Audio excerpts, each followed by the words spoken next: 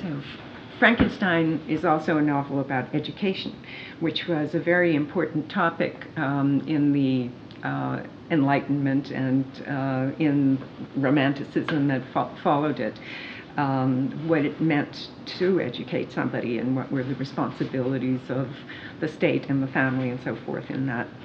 And we hear a great deal about Frankenstein's own education, how he was exposed to the ancients and medieval alchemy and so forth, and then the rest of his education.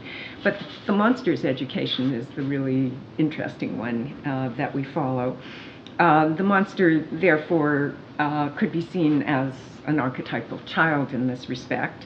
In that, after all, he is the progeny of Frankenstein. And he is self-taught, just as Mary Shelley was self-taught. She never went to school.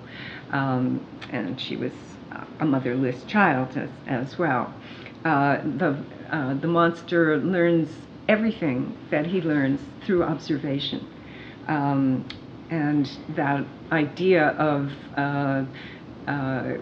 being the honest inquirer, he's almost like an empirical scientist going about the world observing things. But it wouldn't, maybe later on that could have been said of him, but what he observes are some of the great texts of the humanistic tradition, as well as a number of families that exhibit, and individual people who exhibit the ideals, the humanistic ideals of the family. But he begins as in the chaos of sensation that people imagined the child to begin with, that is the mind a kind of tabula rasa, and in which sense impressions were engraving themselves, and nothing but a chaos of them. So a strange multiplicity of sensations seized me, and I saw, felt, heard, and smelt at the same time, and it was indeed a long time before I learned to distinguish between the operations of my various senses. So this is the newborn, as it were, monster. And very soon, though, as he wanders through nature and so on, he begins to take great delight in nature as his senses settle down and he can tell one thing from another. And we get a description of this kind of childlike pleasure in nature. I gradually saw plainly the clear stream that supplied me with drink, and the trees that shaded me with their foliage. I was delighted when I first discovered that a pleasant sound, which often saluted my ears, proceeded from the throats of the little winged animals who had often intercepted the light from my eyes. And he goes on and on. That is, he doesn't know the word for bird at this point, but he knows that there's a pleasant sound that comes out of those little animals' mouths. He knows the word animals somehow.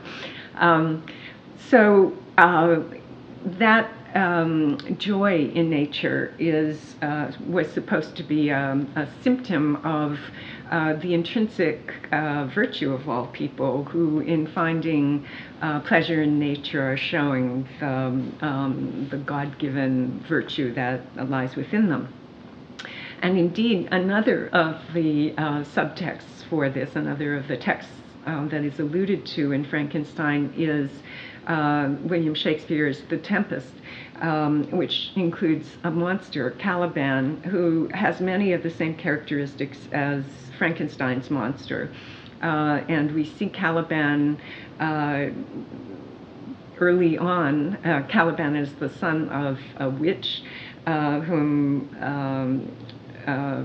Prospero the magician, who comes to the island on which they exist, enslaves and makes into his servant.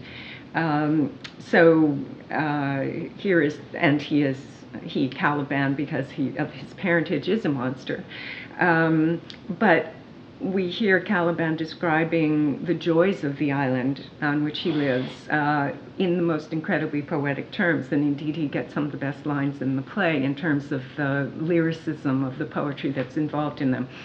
That play is one of the great sort of classics, posing the problem of social justice, the idea of the oppression of other races and all the rest of it.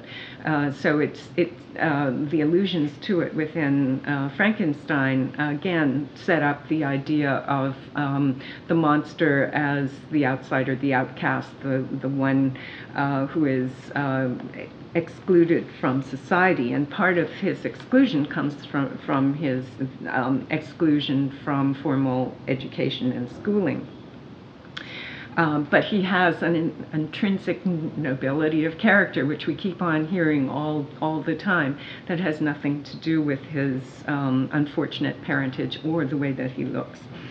He even discovers fire, and therefore he becomes a kind of self-enclosed Prometheus figure who steals fire from the gods for himself, for his own good.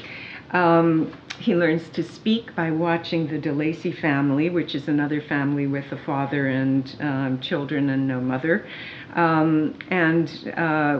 He learns to speak because they are teaching language to their foundling daughter, Safi, remember from the sweet Arabian, as Felix, the son, calls her. So there we're sort of shown that the acquisition of language and culture is a familial enterprise.